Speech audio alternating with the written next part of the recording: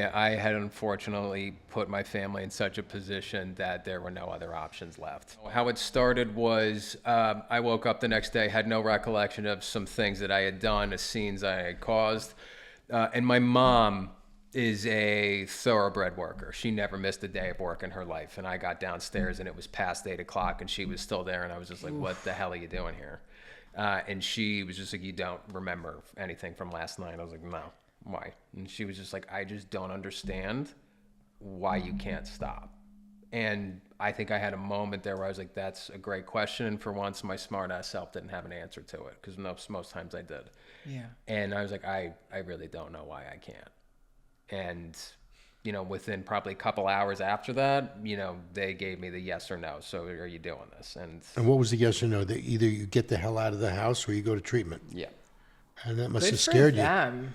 Oh yeah, I mean, I'm not meant to be on the street in any way, shape, or form, and I have no problem admitting that. Like, that's just not my thing. You're too pretty. I'm from middle class New Jersey. Like, that's just Yeah. not me. And I'm like, okay, if it's really to that, like, I will go. And I think I had gotten so beat up, and I had that really small window that I was more open to it, that it just had to be taken, and we moved quickly from there. Thank God. So they had some leverage.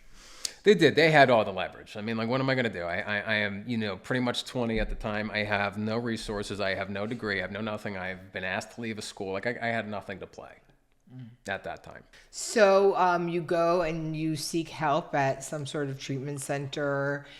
And were you willing? Like, how would it go?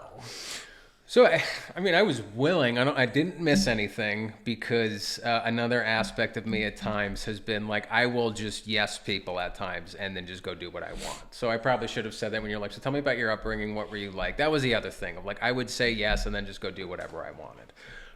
And I was a model client at a treatment center. I didn't miss anything. I showed up. I would talk.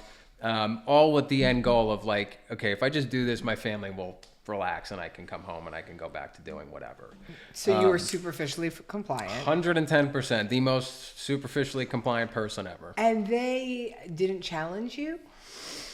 I mean, my parents tried to do it a bit. The one who challenged me is my sister. So my sister absolutely was the linchpin in this, of like, I had gotten to a spot and my parents had gotten to a spot. They were like, okay, I don't know, maybe he could go back and be successful. And she had her, a really good statement of like, you guys are insane. Like, nothing has changed. This is what he's done his whole life. Is just be able to maneuver it and just get his head above water, and then he goes and does whatever he wants. And she was like, no, you need to go somewhere else. And then my parents were like, oh yeah, that's actually a really good point. You're going to keep getting help. And then I got asked to go to another place.